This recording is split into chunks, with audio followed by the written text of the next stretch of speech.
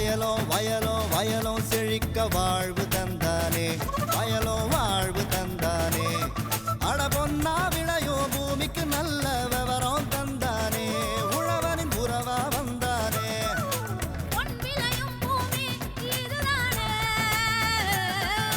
வயலோ வயலோ வயலோ செழிக்க வாழ்வு தந்தானே, வயலோ வாழ்வு தந்தானே. அட பொன்னா விளையோ பூமிக்கு நல்ல விவரம் தந்தானே, உழவனின் உறவா வந்தானே. தந்தன தந்தன தன தந்தானே, மண்ணளம் பொங்கிட துணை வந்தானே. தந்தன தந்தன தன தந்தானே, மண்ணளம் பொங்கிட துணை வந்தானே. வேளாண் பெருமக்களுக்கு அன்பு வணக்கம். இன்றைய பொன்விளையும் பூமி நிகழ்ச்சியில் முதலில் வருவது வேளாண் செய்திகள், வேளாண் ஆலோசனை நேரம், வேளாண் சந்தை நிலவரம், வேளாண் வானிலை மற்றும் வேளாண் தொழில்நுட்பம். இன்றைய வேளாண் தொழில்நுட்ப பகுதியில் வெண்பன்றி வளர்ப்பில் உயிர் பாதுகாப்பு முறைகள் குறித்து தஞ்சாவூர் மாவட்டம் ஒரத்தநாடு கால்நடை மருத்துவக் கல்லூரி மற்றும் ஆராய்ச்சி நிலைய கால்நடை பண்ணை பயிலக வளாக உதவி பேராசிரியர் டாக்டர் எம் தனலட்சுமி அவர்கள் விவரிக்கிறார். இனி தொடர்வது வேளாண் செய்திகள்.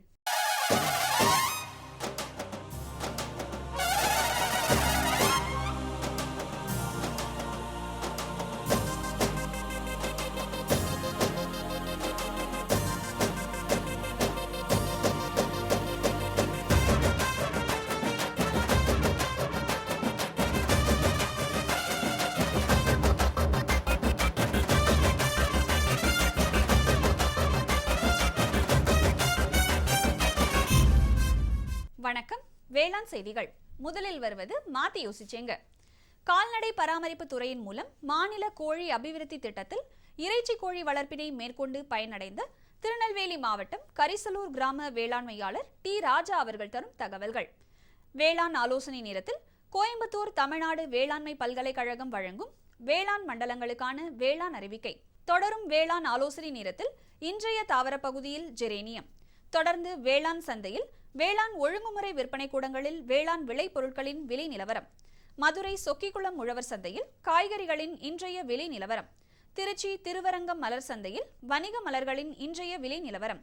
வேளாண் வானிலையில் மாநிலத்தில் வேளாண் மண்டலத்திற்கான சராசரி வானிலை அறிவிக்கை. உழவர் மற்றும் மீனவர்களுக்கான வானிலை முன்னறிவிப்பு. விரிவான செய்திகள். மாத்தி யோசிச்சேங்க. நமது மாநில அரசாங்கமானது வேளாண்மையாளர்களின் நலனை கருத்தில் கொண்டு கால்நடை பராமரிப்பு துறையின் மூலம் பல்வேறு திட்டங்களை செயல்படுத்தி வருகின்றது. இதில் ஒன்றான மாநில கோழி அபிவிருத்தி திட்டத்தின் மூலம் கால்நடை பராமரிப்பு துறையால் இறைச்சி கோழி வளர்ப்பினை மேற்கொண்டு பயனடைந்த திருநெல்வேலி மாவட்டம் கரிசலூர் கிராம வேளாண்மையாளர் டி ராஜா அவர்களை சந்தித்த போது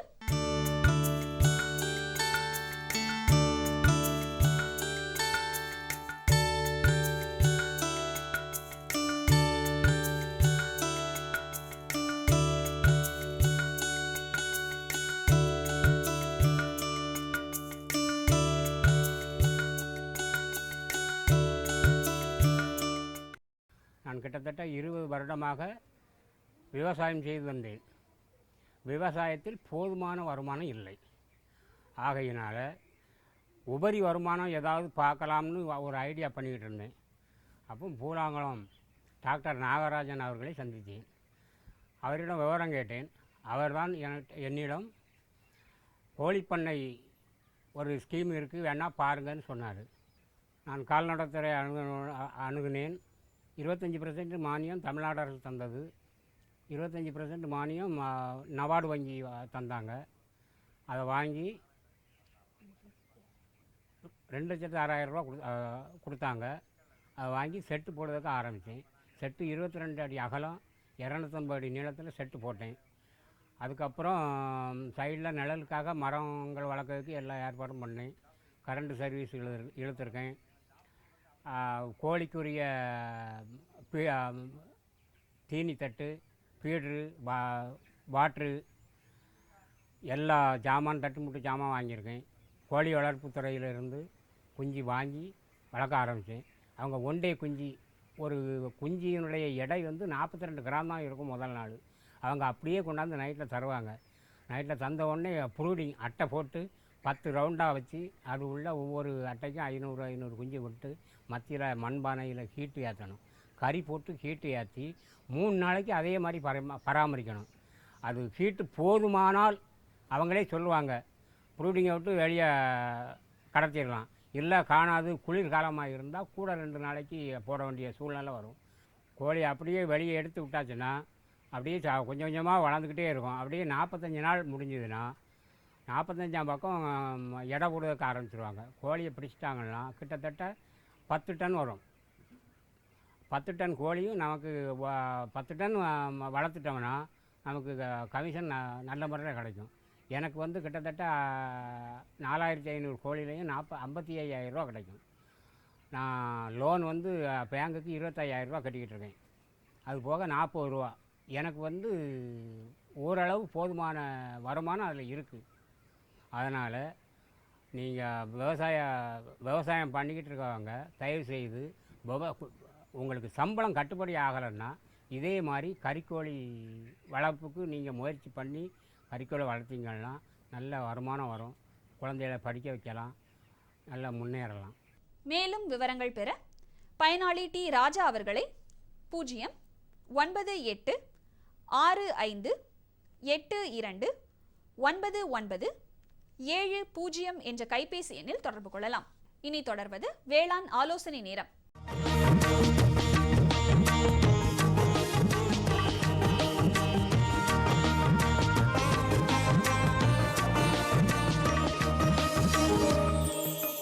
இன்றைய வேளாண் ஆலோசனை நேரத்தில் கோயம்புத்தூர் மாவட்டம் தமிழ்நாடு வேளாண்மை பல்கலைக்கழகம் வழங்கும் வேளாண் மண்டலங்களுக்கான வேளாண் அறிவிக்கை, மேற்கு மண்டல விவசாயிகளுக்கான வேளாண் அறிவுரை. தற்போதைய வானிலையில் கறவை மாடுகள் மற்றும் கால்நடைகளுக்கு கோமாரி நோய் வருவதற்கு வாய்ப்புள்ளது. கோவை மற்றும் திருப்பூர் மாவட்டங்களில் வரும் செப்டம்பர் மாதம் 1ஆம் தேதி முதல் 30ஆம் தேதி வரை கோமாரி நோய் தடுப்பூசி கிராம கால்நடை மருத்துவமனைகளில் இலவசமாக போடப்படும். விவசாயிகள் இச்சேவையினை பயன்படுத்திக் கொண்டு கால்நடைகளை இந்த நோய் தாக்கத்திலிருந்து பாதுகாத்துக் கொள்ளவும். மழை பெற வாய்ப்புள்ளதால் சம்பா நெல்லுக்கு நாற்றங்கால் தயார் செய்யவும். மழை பெற வாய்ப்புள்ளதால் கார் பருவத்தில் நடவு செய்த நெற்பயிர்கள் பால் பிடிக்கும் தருணம் முதல் அறுவடை தருணத்தில் உள்ளதால் தகுந்த வடிகால் வசதி செய்யவும். காவிரி டெல்டா மண்டல விவசாயிகளுக்கான வேளாண் அறிவுரை. நாகப்பட்டினம் மாவட்டத்தில் தொடர்ந்து விதைப்பு மழை எதிர்பார்க்கப்படுவதால் புழுதியில் நேரடி சம்பா நெல் விதைப்பு செய்யலாம். சம்பா வயல்களில் நேரடி விதைப்பு செய்யும் பொழுது டிராக்டர் மூலம் இயங்கும் விதைக்கும் கருவிக்கு ஏக்கருக்கு 15 கிலோ மற்றும் ஆட்கள் கொண்டு தெளிக்கும் பொழுது ஏக்கருக்கு 30 கிலோ விதை அளவும் பரிந்துரைக்கப்படுகிறது. விதைப்பதற்கு முன் விதைகளை சூடோமோனாஸ் என்ற எதிர் உயிரியினை 1 கிலோ விதைக்கு 10 கிராம் என்ற அளவில் விதை நேர்த்தி செய்து விதைக்கவும். இதனால் விதைகளின் முளைப்பு திறன் மற்றும் வீரியத்தன்மை அதிகரிக்கும். விதைகள் மூலம் பரவக்கூடிய நோய் கிருமிகள் அழிந்துவிடும். தெற்கு மண்டலம் 1ற்கு உட்பட்ட மாவட்ட விவசாயிகளுக்கான வேளாண் அறிவுரை. நெல் அறுவடை செய்யப்பட்ட வயல்களில் விதைக்கப்பட்ட உளுந்து 4 முதல் 5 இழைகளுடன் காணப்படுகிறது. இந்த உளுந்து பயிர் வெள்ளையீ தாக்குதலுக்கு உட்பட வாய்ப்புள்ளது. அதனை கவனிக்கவும். முதல் பருவ நெல் இயந்திரம் மூலம் அறுவடை செய்யப்பட்டுள்ளதால் வைக்கோல் தாம்புகள் அதிக அளவில் காணப்படுகின்றது. அடுத்த பருவ நெல் சாகுபடி செய்ய உள்ள விவசாயிகள் இந்த வைக்கோல் தாம்புகள் உடனடியாக மக்க 1 ஏக்கருக்கு 10 கிலோ தழைச்சத்து உரமிட்டு நீர் விட்டு உழவு செய்யவும். தெற்கு மண்டலம் 2ற்கு உட்பட்ட மாவட்ட விவசாயிகளுக்கான வேளாண் அறிவுரை. காற்றின் வேகம் அதிகமாக காணப்படுவதால் உரம் மற்றும் பூச்சிக்கொல்லி மருந்து தெளிப்பதை தவிர்க்கவும். வரும் தினங்களில் எதிர்பார்க்கப்படும் வானிலையில் மல்லிகையில் மொட்டுப்புழுவின் தாக்குதல் தென்படுகிறது. இதனை கட்டுப்படுத்த மோனோக்ரோட்டோபாஸ் 2 மில்லிலிட்டரை 1 லிட்டர் தண்ணீரில் கலந்து தெளித்து கட்டுப்படுத்தலாம். மலைப்பிரதேச மண்டல விவசாயிகளுக்கான வேளாண் அறிவுரை. தோட்டக்கலை பயிர்களில் சாம்பல் நிற வண்டின் தாக்குதல் அதிகம் காணப்படுகிறது. மழை எதிர்பார்க்கப்படுவதால் வண்டுகளை கட்டுப்படுத்த பயிர் பாதுகாப்பு அவசியமில்லை. மழை எதிர்பார்க்கப்படுவதால் மிளகு கொடியில் ஆகஸ்ட் மாதத்தில் இலைகளின் மீது 1% DAP கரைசலை தெளிப்பதன் மூலம் மிளகு பிஞ்சு உதிர்தலை தவிர்த்து அதிக விளைச்சலை பெறலாம். மழை எதிர்பார்க்கப்படுவதால் கூடலூர் பகுதியில் ஒரு பாக்கு மரத்திற்கு 220 gram urea, 220 gram super phosphate மற்றும் 230 கிராம் பொட்டாஷ் உரம் இடலாம். தொடர் மழையின் காரணமாக நோய் ஏற்படுவதை தடுக்க பயிர்களுக்கு வடிகால் வசதி செய்து கொடுக்கவும். வடமேற்கு மண்டல விவசாயிகளுக்கான வேளாண் அறிவுரை. தற்பொழுது கிடைக்கும் மழையினை பயன்படுத்தி மானாவாரியில் சோளம், மக்காச்சோளம் மற்றும் சிறுதானிய பயிர்கள் சாகுபடியினை மேற்கொள்ளலாம். விதைப்பு செய்யும் முன் விதைகளை 1 கிலோ விதைக்கு 4 கிராம் ட்ரைகோடெர்மா விரிடி கலந்து விதை நேர்த்தி செய்து விதைப்பு செய்யவும். வடகிழக்கு மண்டல விவசாயிகளுக்கான வேளாண் அறிவுரை. காற்று எதிர்பார்க்கப்படுவதால் முன்பட்ட மற்றும் நடுப்பட்டங்களில் பயிரிடப்பட்ட கரும்பிற்கு விட்டம் கட்டவும். மேலும் 5 மாதங்களுக்கு மேலுள்ள வாழை மரங்களுக்கு முட்டு கொடுக்கவும். தற்போதைய வானிலையில் கறவை மாடுகள் மற்றும் கால்நடைகளுக்கு கோமாரி நோய் வருவதற்கு வாய்ப்புள்ளது. மாவட்டங்களில் உள்ள கிராம கால்நடை மருத்துவமனைகளில் வரும் செப்டம்பர் மாதம் 1ஆம் தேதி முதல் 30ஆம் தேதி வரை கோமாரி நோய் தடுப்பூசி இலவசமாக போடப்படும். விவசாயிகள் இச்சேவையினை பயன்படுத்திக் கொண்டு கால்நடைகளை இந்த நோய் தாக்கத்திலிருந்து பாதுகாத்துக் கொள்ளவும். அதிக மழை பெறும் மண்டல விவசாயிகளுக்கான வேளாண் அறிவுரை. 2 நாட்கள் கழித்து வெப்பநிலை சற்று அதிகரிக்கும் சாத்தியக்கூறு இருப்பதால் இவ்வருடம் நடவு செய்த வாழை, மா, ஜாதிக்காய், கிராம்பு, மிளகு, ரப்பர் போன்ற பயிர்களுக்கு நீர் பாய்ச்சுதல் வேண்டும். வறண்ட வானிலை காணப்படுவதால் மல்லி செடிகளில் பூ உருவாகும் பருவம் என்பதால் நீர் பாய்ச்சவும். தொடரும் வேளாண் ஆலோசனை நேரத்தில் இன்றைய தாவர பகுதியில் ஜெரேனியம். தோட்டக்கலை நறுமண பயிரான ஜெரேனியம் வணிக ரீதியாக முக்கியத்துவம் வாய்ந்தது. இதன் சாகுபடி குறிப்புகளை பற்றி காண்போம். பயிரிட ஏற்ற மண் மற்றும் தட்ப வெப்பநிலை. அங்கக சத்துக்கள், காரச்சத்து மிகுந்த மண் வகைகள் சாகுபடிக்கு சிறந்தது. மேலும் மண்ணின் கார அமிலத்தன்மை 5.5 முதல் 6 வரை இருக்க வேண்டும். பயிரிட ஏற்ற பருவம் ஏப்ரல் முதல் மே வரை. பயிரிட ஏற்ற ரகங்கள் அல்ஜேரியன், ரியூனியான், IIHR 8, கொடைக்கானல் 1, எகிப்தியன். அறுவடை நடவு செய்த ஆண்டில் 7 முதல் 8வது மாதத்தில் முதல் அறுவடை செய்யலாம். அதன் பின்னர் ஒரு ஆண்டில் 3 முதல் 4 அறுவடை பாகத்துடன் 6 முதல் 12 கணுக்களுடைய பகுதியினை அறுவடை செய்து 2 முதல் 3 மணி நேரம் நிழலில் உலர வைத்து எண்ணெய் எடுத்து பயன்படுத்த வேண்டும். மகசூல் ஒரு ஹெக்டருக்கு இலை தண்டு பாகம் 20 டன் வரை கிடைக்கும். எண்ணெய் 15 முதல் 20 கிலோ வரை கிடைக்கும். மேலும் விவரங்கள் பெற agritech.tnau.ac.in என்ற இணையதளத்தை பார்க்கவும். விளம்பர இடைவேளைக்கு பிறகு வேளாண் செய்திகள் தொடரும்.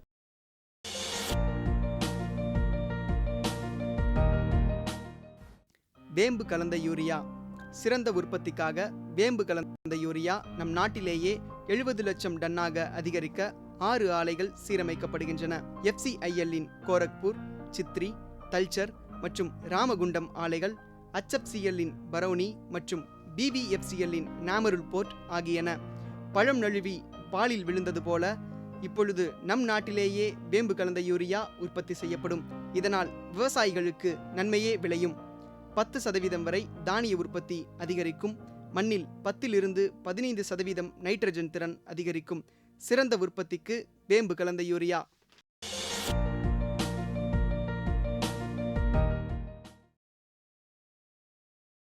இனி வருவது வேளாண் சந்தை.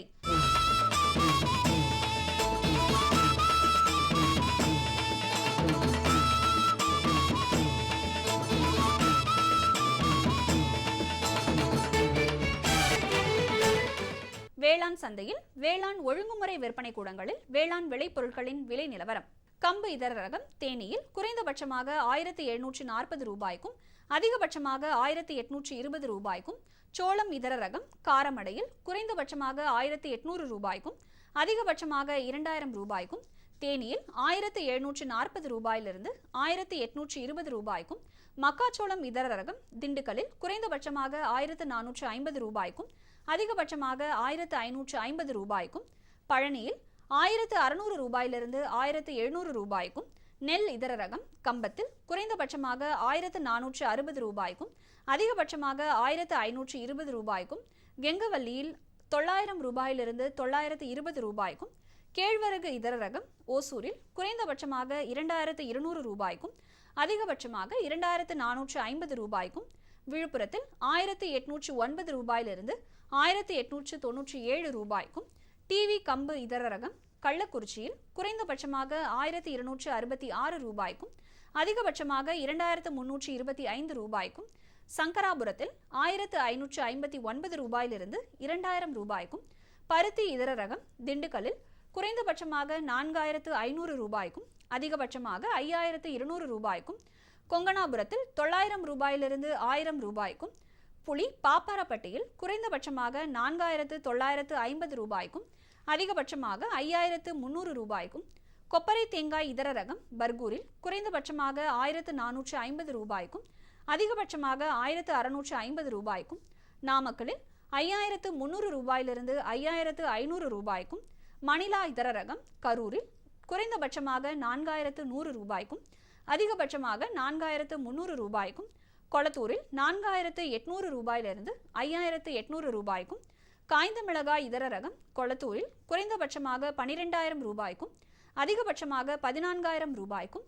வேலூரில் 7200 ரூபாயிலிருந்து 14800 ரூபாய்க்கும் விற்பனை செய்யப்பட்டது.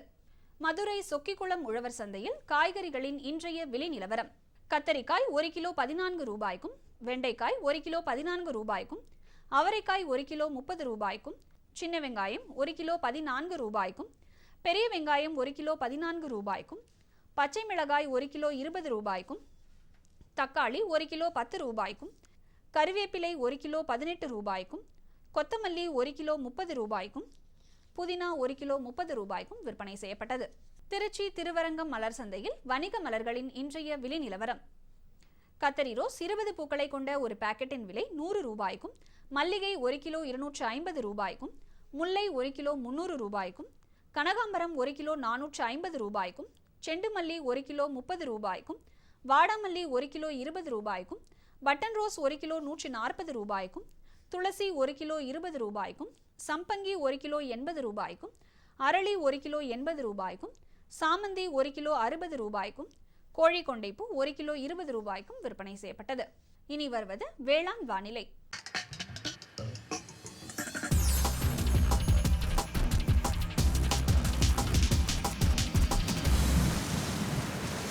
மாநிலத்தில் சராசரி வானிலை அறிவிப்பு. காற்றின் வெப்பநிலை அதிகபட்சமாக 31.9 டிகிரி செல்சியஸ் ஆகவும் குறைந்தபட்சமாக 24.1 டிகிரி செல்சியஸ் ஆகவும், காற்றின் ஒப்பு ஈரப்பதம் 69.8% காற்றின் வேகம் மணிக்கு 4.4 கிலோமீட்டர் ஆகவும், மண்ணின் ஈரப்பதம் 15 சென்டிமீட்டர் ஆழத்தில் 30.3% மண்ணின் வெப்பநிலை 15 சென்டிமீட்டர் ஆழத்தில் 27.9 டிகிரி செல்சியஸ் ஆகவும், மழை அளவு 6.7 மில்லிமீட்டர் ஆகவும், சூரிய கதிர்வீச்சு 382.8 கலோரி பெர் சென்டிமீட்டர் ஸ்கொயர் ஆகவும், வளிமண்டல அழுத்தம் 1041.8 ஹெக்டா பாஸ்கல் அளவாகவும், இலையின் ஈரப்பதம் மணிக்கு 3.4 ஆகவும் இருந்தது. வானிலை முன்னறிவிப்பு. உழவர்களுக்கான வானிலை முன்னறிவிப்பு. தமிழகம் மற்றும் புதுச்சேரியின் ஒரு சில இடங்களில் மழையோ அல்லது இடியுடன் கூடிய மழையோ பெய்யக்கூடும். மீனவர்களுக்கான வானிலை முன்னறிவிப்பு. தமிழகம் மற்றும் புதுச்சேரியின் கடலோர பகுதிகளில் தென்மேற்கு மற்றும் மேற்கு திசையிலிருந்து மணிக்கு 45 முதல் 55 கிலோமீட்டர் வேகத்தில் பலத்த காற்று வீசக்கூடும். இத்துடன் இன்றைய வேளாண் செய்திகள் நிறைவடைகிறது. வணக்கம். இதை கேளு. என்கிட்ட என்ன சொல்ல போறீங்க? போய் அவகிட்ட சொல்லுங்க. யார்கிட்ட? அதான் உங்க மொபைல் ஃபோன். காலையில சாயங்காலம் ராத்திரி பகலுன்னு ஒட்டிட்டு இருக்கீங்க. கேட்டா விவசாய கால் சென்டர்ட பேசிட்டு இருக்கேன்னு சொல்றீங்க. ஓ, இதுதான் விஷயமா? ஆமா, என்னாச்சு? இப்பெல்லாம் பேசுறது இல்லையா? இப்பெல்லாம் பேச்சு சீக்கிரமா முடிஞ்சிடுது. அப்படியா? ஆமா, இப்ப அதிக லைன்கள் மற்றும் சிறப்பு தொழில்நுட்பம் மூலமா வேளாண் நிபுணர்கிட்ட சீக்கிரமா பேச முடியுது. எப்போ லைன் பிஸியா இருந்தா நம்ம பிரச்சனையை போன்ல ரெக்கார்ட் பண்ணலாம். அங்க இருந்து போனும் வந்துடும். நம்ம பிரச்சனைக்கு தீர்வு மெசேஜ் மூலமாவும் வந்துடும். இதோ பாரு, வந்துருச்சு. ஆஹா, இனிமேல் காத்துட்டு இருக்க வேண்டிய அவசியமே இல்லையே. ஆமா, அதான் திடீர்னு என் மேல இவ்வளவு அன்பு எப்படி வந்ததுன்னு நினைச்சிட்டு இருந்தேன். விவசாயம் தொடர்பான பிரச்சனைகளுக்கு உங்கள் மொழியில் உடனே தீர்வு பெற இந்தியா முழுவதிலும் எந்த போனில் இருந்தும் ஹெல்ப்லைன் நம்பரை தொடர்பு கொள்ளவும். விவசாயிகளின் நண்பன், விவசாயிகள் கால் சென்டர்.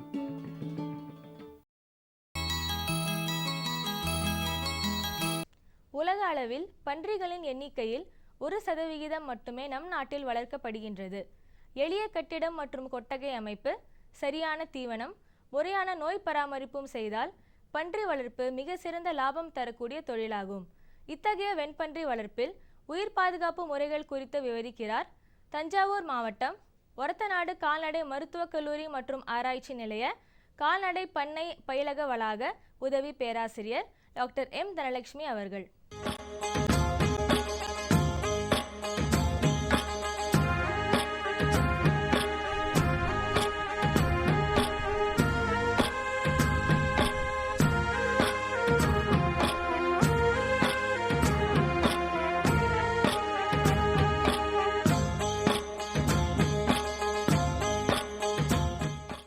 இன்றைய சூழ்நிலையில் பன்றி பண்ணைகளை அதிக பிரச்சனை காரணமாக இருக்கிறது வந்து பன்றி காய்ச்சல். இந்த பன்றி காய்ச்சல் வியாதியிலிருந்து நம்ம பண்ணையை எப்படியெல்லாம் பாதுகாக்கிறது, எப்படி சுகாதாரமான முறையில் பன்றியை உற்பத்தி செய்வது என்ற முறைகளை பற்றி நம்ம இன்றைக்கி பார்ப்போம். இந்த முறைகளுக்கு தான் பேர் என்னன்னு பார்த்தோம்னா பயோசெக்யூரிட்டி மெஷர்ஸ்னு சொல்லுவாங்க. அதாவது பன்றி பண்ணைகளில் உயிர் பாதுகாப்பு முறைகள். அப்படின்னா என்ன அப்படிங்கிற சந்தேகம் நிறைய பேருக்கு இருக்கும். அப்படின்னா என்ன அப்படின்னா, ஒரு பன்றி பண்ணையில் நுண்ணுயிரிகள் உள்ளே புகாமல் இருக்கிறதுக்கு நம்ம கையாள வேண்டிய முறைகள், எதிர்பாராத விதமாக அந்த நுண்ணுயிரிகள் நம்ம பண்ணைக்குள்ளே புகுந்துட்டோன்னா அதை எப்படி மற்ற பண்ணைகளுக்கு பரவாமல் தடுக்கணும் அப்படிங்கிற முறைகளுக்கு பேர் தான் வந்து உயிர் பாதுகாப்பு முறைகள் அப்படின்னு சொல்லுவாங்க. அதாவது பயோசெக்யூரிட்டி மெஷர்ஸ். இப்போ இந்த பாதுகாப்பு முறைகளை நம்ம உருவாக்கணும் அப்படின்னா ஒரு பண்ணையில் எந்தெந்த விதத்தில் நம்மளுக்கு பிரச்சனைகள் வரும் அப்படிங்கிறது நம்ம தெளிவுபடுத்தினாதான் அதுக்கான பாதுகாப்பு உத்திகளை நம்ம கையாள முடியும். இப்போ ஒரு பன்றி பண்ணைன்னு எடுத்துக்கிட்டோன்னா அதுக்கு பிரச்சனை எந்தெந்த இடத்துல இருந்து வரும் அப்படின்னா, முதல் பிரச்சனைன்னு பார்த்திங்கன்னா பன்றி. நம்ம பண்ணைக்காக புதுசாக வாங்கிட்டு வர பன்றிகள்ல இருந்து தான் நுண்ணுயிரிகள் 80% நுண்ணுயிரிகள் நம்ம பண்ணைக்கு வர்றதுக்கு காரணமாக இருக்கும். அதனால என்ன பண்ணணும்னா, நம்ம பண்ணைக்கு புதுசாக பண்ணி வாங்கும் பொழுது அதிக கவனம் எடுத்து அதை வாங்குறதுக்கு நம்ம முயற்சி செய்யணும். புதுசாக வாங்கிட்டு வர பன்னிகளை நம்ம பண்ணைக்குள்ளே உடனே அனுமதிக்காமல் தனி அறை அப்படின்னு ஆங்கிலத்தில் என்ன சொல்லுவோம்னா குவாரண்டைன் ஏரியா அப்படின்னு சொல்லுவாங்க. நம்ம பண்ணையிலேருந்து குறைஞ்சது 2 கிலோமீட்டர் அல்லது 3 கிலோமீட்டர் தூரத்தில் தனி அறை ஒன்று அமைச்சு புதுசாக வாங்கிட்டு வர பன்னிகளை அந்த குவாரண்டைன் ஷெட்டில் 30 நாட்கள் கண்காணிக்க வேண்டும். இந்த 30 நாட்கள் கண்காணித்து எந்த ஒரு நோய் வெளிப்பாடுகளும் இல்லைங்கிறத உறுதிப்படுத்தினதுக்கு அப்புறம் தான் நம்ம பண்ணைக்குள்ளே அந்த புதிய பன்னிகளை அனுமதிக்க வேணும். இது ஒரு முக்கியமான நோய் தடுப்பு முறை. இப்படி புதுசாக வாங்கிட்டு வர பன்னியை மட்டும்தான் இந்த தனி அறையில் வச்சு அனுப்பணுங்கிறது கிடையாது. இப்போ நம்ம பண்ணையிலேருந்து பன்னி எடுத்துகிட்டு போகிறோம் சந்தைக்கு, எடுத்துகிட்டு போயிட்டு ஒரு 20 பன்னி தான் விற்பனை ஆகுது, மீதி ஒரு 10 பன்னி விற்பனை ஆகலை, அதை நம்ம திருப்பி எடுத்துகிட்டு வரோம் அப்படின்னா அதை டைரெக்டாக கொண்டு வந்து பண்ணையில் விட்டுறக்கூடாது. அதையும் இந்த தனி அறையில் வச்சு 30 நாட்கள் கண்காணித்து எந்த ஒரு நோய் வெளிப்பாடுகளும் இல்லை அப்படிங்கிறத உறுதிப்படுத்தினதுக்கு அப்புறம் தான் நம்ம பண்ணைக்குள்ளே அனுமதிக்கணும். இப்படி இந்த அறையில் வச்சு கண்காணிக்கும் பொழுது அந்த பன்னிகளை கண்காணிக்கிறதுக்கு தனி ஒரு பணியாளரை நம்ம அனுமதிக்கணும். எப்பயுமே அப்படி தான் செய்யணும். இப்போ பண்ணையில் வேலை செய்கிற அதே பணியாளர்கள் இந்த தனி அறையில் இருக்கிற பன்னிகளுக்கும் வேலைகளை செஞ்சாங்க அப்படின்னா அவர்கள் மூலமாக நோய் தொற்று ஏற்படுறதுக்கான வாய்ப்புகள் அதிகமாகும். இப்போ ஒரு பண்ணையில் அந்த அளவுக்கு வேலையாட்கள் இல்லை. இந்த பொது பண்ணையில் இருக்கிறதுக்கு பணியாட்களே கம்மியாக இருக்க நேரத்தில் நம்ம தனி அறையில் இருக்க பன்னிகளுக்கு ஒரு பணியாட்களை ஒதுக்க முடியல அப்படிங்கிற சூழ்நிலை இருந்ததுன்னா என்ன பண்ணணும்னா, இந்த பண்ணையில் வேலை செய்கிற ஆட்கள் அவங்களோட வேலையில் முடிச்சதுக்கப்புறம் கடைசியாக இந்த தனி அறையில் இருக்க பன்னிகளை கவனிக்குமாறு நம்ம அனுமதிக்கணும். இது ஒரு முறை. இந்த முறையை பின்பற்றினாவே 60லேருந்து 80% நுண்ணுயிரிகள் நம்ம பண்ணைக்குள்ளே நுழையிறதை நம்ம தடுக்க முடியும். ரெண்டாவது முக்கியமான இடம் அப்படி என்னன்னு பார்த்தோம்னா, அது வந்து நம்ம பயன்படுத்துகிற தீவனம். பன்னிகளுக்கு பொதுவாக நம்ம என்ன தீவனம் பயன்படுத்துகிறோம் அப்படின்னா, ஹோட்டல் கழிவுகள், காய்கறி கழிவுகள், விடுதி கழிவுகள், இதை போன்ற கழிவுகளை பயன்படுத்தி நம்ம பன்னிகளுக்கு தீவனம் வழங்குகிறோம். இதன் மூலமாக அதிக வகையான நுண்கிருமிகள் நம்ம பண்ணையில் நுழையிறதுக்கு நிறைய வாய்ப்பு இருக்குது. இதை தடுக்கிறதுக்கு நம்ம என்ன பண்ணணும் அப்படின்னா, இந்த மாதிரி கழிவுகளை 100 டிகிரி செல்சியஸில் 1 மணி நேரம் வேக வச்சதுக்கப்புறம் பன்றிகளுக்கு கொடுத்தோம்னா அந்த கழிவுகள் மூலமாக வர நுண்ணுயிரிகள் நம்ம பண்ணைக்குள் நுழைவதை நம்ம தடுக்க முடியும். அடுத்தது, நம்ம பண்ணைக்குள் பயன்படுத்துகிற தண்ணீர் வந்து ரொம்ப மிக மிக முக்கியமானது. அது சுகாதாரமான முறையில் நம்ம பன்னிகளுக்கு வழங்கணும். அந்த சுகாதாரமான தண்ணிக்கு நம்ம என்ன பண்ணலாம்னா, நம்ம வழக்கமாக பயன்படுத்தும் தண்ணியில் வந்து குளோரின் மாத்திரைகள் பயன்படுத்தி அந்த தண்ணியை சுத்திகரிச்சுட்டு அதுக்கப்புறம் நம்ம பன்னிகளுக்கு அதை வழங்கலாம். தண்ணீருக்கு அடுத்தபடியாக நம்ம பன்னி ஷெட்டில் அதிகமாக பயன்படுத்துகிறது வந்து அடர் தீவனம். அந்த அடர் தீவனத்தின் மூலமாக நோய் தொற்று வருவதற்கான வாய்ப்பு மிக மிக குறைவு. ஆனால் அந்த அடர் தீவனத்தை ஏற்றிட்டு வர வண்டி பார்த்திங்கன்னா அதன் மூலமாக நோய் தொற்று வரதுக்கான வாய்ப்பு அதிகமாக இருக்கும். ஏன்னா இந்த தீவன வண்டி வந்து மற்ற பண்ணைகளுக்கும் போயிட்டு நம்ம பண்ணைக்கு வரதுனால அந்த பண்ணையிலேருந்து ஏதாவது நோய் கிருமிகளை எடுத்துகிட்டு வந்து நம்ம பண்ணையில் விட்டுட்டு போயிடுவாங்க. ஸோ இதை தடுக்கிறதுக்கு நம்ம என்ன பண்ணணும் அப்படின்னா, இந்த மாதிரி வாகனங்கள் வரும்போது பண்ணைக்கு வெளியிலே நிறுத்திட்டு அதிலிருந்து உணவு மூட்டைகளை மட்டும், அந்த தீவன மூட்டைகளை மட்டும் நம்ம பண்ணைக்குள்ளே அலோவ் பண்ணணும். அதை விட முக்கியமான ஒரு நோய் தொற்றுக்கான காரணம்னு பார்த்தீங்கன்னா, பண்ணையில் வேலை செய்கிற பணியாட்கள். இந்த பணியாட்களை நம்ம வந்து காலையில் நம்ம பண்ணைக்குள்ளே அனுமதிக்கிறதுக்கு முன்னாடி பண்ணைக்குன்னு சில பிரத்யேக உடைகள் இருக்கணும். அந்த உடைகளை அணிஞ்சிட்டு தான் அவங்க பண்ணைக்குள்ளே நுழையணும் அப்படிங்கிற மாதிரி ஸ்ட்ரிக்டான ரூல்ஸ் நம்ம ஃப்ரேம் பண்ணணும். அதுக்கப்புறம் அவங்க அவங்க செருப்புகள் பார்த்தீங்கன்னா கம்பூட்ஸ்னு சொல்லுவாங்க, ஒரு வகையான கம்பூட்ஸ்னு சொல்லுவாங்க. அது வந்து அவங்களோட ஃபுல் பாதத்தையும் கவர் பண்ண மாதிரி இருக்கும். அந்த வகையான செருப்புகளை பயன்படுத்தி தான் நம்ம பண்ணைக்குள்ளே அனுமதிக்கணும். அதற்கு அடுத்தா போல் நம்ம பண்ணைக்குள்ளே நுழையிறதுக்கு முன்னாடி வாசற்படியில் ஃபுட் டிப்னு சொல்லுவாங்க, அதாவது கிருமி நாசினி கொண்ட பாத நனைப்பான். அந்த பாத நனைப்பானில் காலை நனைச்சதுக்கு அப்புறம் தான் அவங்க பண்ணைக்குள்ளே வரணும். அந்த பாத நனைப்பானில் நம்ம என்ன பயன்படுத்தலாம் அப்படின்னு பார்த்தீங்கன்னா பொட்டாசியம் பெர்மாங்கனேட், 1% பொட்டாசியம் பெர்மாங்கனேட் கரைசலை நம்ம பயன்படுத்தலாம். இது ஒரு உயர்ந்த விலை குறைவான கிருமி நாசினி இந்த பொட்டாசியம் பெர்மாங்கனேட். இதை நம்ம ஷெட்டு கழுவுறதுக்கும் கூட பயன்படுத்தலாம். இதன் மூலமாக நம்ம கிருமி பரவுவதற்கான வாய்ப்பை மிக மிக குறைக்கலாம். இதெல்லாம் நம்ம ஃபாலோ பண்ணாலும் நம்ம டெய்லியும் வந்து சுகாதார முறைகள்னு நம்ம பண்ணையில் சில முறைகளை கையாளணும். அது என்னன்னு பார்த்தீங்கன்னா 24 மணி நேரத்துக்கு ஒரு தடவை பண்ணை கழிவுகளை வந்து நம்ம சுத்தப்படுத்தணும். பன்றி பண்ணைகளை நம்ம இன்னொரு சுகாதாரமான முறையும் நம்ம கடைபிடிக்கணும். அது என்னன்னு பார்த்தீங்கன்னா நம்ம பன்னிகளை வந்து பிற விலங்குகள்கிட்டருந்து பாதுகாக்கணும். அது என்னென்னா இந்த பறவைகள், மற்ற தெரு பன்னிகள், நாய்கள், எலி இது போன்றவற்றெல்லாம் நம்ம பாதுகாக்கணும். பறவைகள் தான் வந்து முக்கிய எனிமின், அதாவது முக்கிய எதிரின்னு சொல்லுவாங்க பன்னிக்கு. ஏன்னு கேட்டிங்கன்னா இந்த பறவைகள், இந்த புறா, கோழி, மயில் இந்த போன்ற பறவைகளில் தான் இந்த பறவை காய்ச்சலுக்கான நுண்ணுயிரி வந்து அதிக அளவில் காணப்படும். ஆனால் அந்த பறவைகளில் எந்த ஒரு நோய் வெளிப்பாடுகளும் ஏற்படுத்தாது. இயற்கையாகவே இந்த பறவைகளில் இந்த பறவை காய்ச்சலுக்கான நுண்ணுயிரி இருக்கும். இந்த பறவை காய்ச்சலோட நுண்ணுயிரி பன்றிகளை வந்து அடைஞ்சிச்சுன்னா அதிக வீரியம் மிக்க பறவை காய்ச்சலாவோ இல்லை பன்றி காய்ச்சலாவோ மாறுறதுக்கு வாய்ப்பு இருக்குது. அதனால தான் இப்போ புதுசாக வர இந்த பன்றி காய்ச்சலுக்கெல்லாம் எந்த ஒரு மருந்துக்கும் கட்டுப்படாமல் அதிக பொருளாதார இழப்பை ஏற்படுத்துது. அதனால ஒரு பன்றி பண்ணன்னு எடுத்துக்கிட்டோன்னா கண்டிப்பாக இந்த பறவைகள்லேருந்து காப்பாற்றுறதுக்காக ஃபுல்லாக வலை ஏற்படுத்தியிருக்கணும். மேலே ஃபுல்லாக வலை அமைச்சிருக்கணும். அந்த வலை கீழே பறவைகள் வரவே கூடாது. அந்த அளவுக்கு கட்டுப்பாடான வலைகள் இருந்தால் தான் நம்ம வந்து பறவை காய்ச்சல்லேருந்தும் பன்றி காய்ச்சல்லேருந்தும் நம்ம பண்ணையை பாதுகாக்க முடியும். சரிங்களா? மேற்சொன்ன இந்த உயிர் பாதுகாப்பு முறைகளெல்லாம் நீங்கள் ஃபாலோ பண்ணி உங்கள் பண்ணைகளில் சுகாதார முறைகளை கையாண்டிங்க அப்படின்னா எந்த ஒரு பாதிப்பும் இருக்காது, எந்த ஒரு நோய் தாக்குதலும் இருக்காது, எந்த ஒரு பன்றி இழப்பும் இருக்காது. அதன் மூலமாக உங்கள் பண்ணையின் பொருளாதார வருவாயை நீங்கள் உயர்த்திக்கலாம். மேலும் விவரங்கள் பெற டாக்டர் எம் தனலட்சுமி அவர்களை 09940692805 என்ற கைபேசி எண்ணில் தொடர்பு கொள்ளவும். சுகமாய் பரவும் நறுமணத்தில், சுவை எனும் இன்பத் தோட்டத்தில், வளர்ச்சி எனும் பாதையில், மலர்ந்திருக்கும் புன்னகையில், பசுமையான செடிகளில், பெரிய பெரிய வர்த்தகங்களில், தேனீக்களின் ரீங்காரத்தில், மகிழ்ச்சியின் இன்ப ஒலியில். NHM தோட்டக்கலை இயக்கம். எங்கள் விருப்பம் உங்களது புன்னகை. 2/9/2016 வெள்ளிக்கிழமை அன்று பொன் விளையும் பூமி நிகழ்ச்சியில் மாத்தி யோசிச்சேங்க, நெல் வயல் வரப்புகளில் பயிறு சாகுபடி செய்து பயனடைந்த திருநெல்வேலி மாவட்டம் கல்லடைக்குறிச்சி கிராம வேளாண்மையாளர் ஆர் அருள்குமார் அவர்கள் தரும் தகவல்கள். வேளாண் ஆலோசனை நேரத்தில் கன்னியாகுமரி, தூத்துக்குடி, விருதுநகர் மற்றும் ராமநாதபுரம் ஆகிய மாவட்டங்களுக்கான வேளாண் அறிவிக்கை.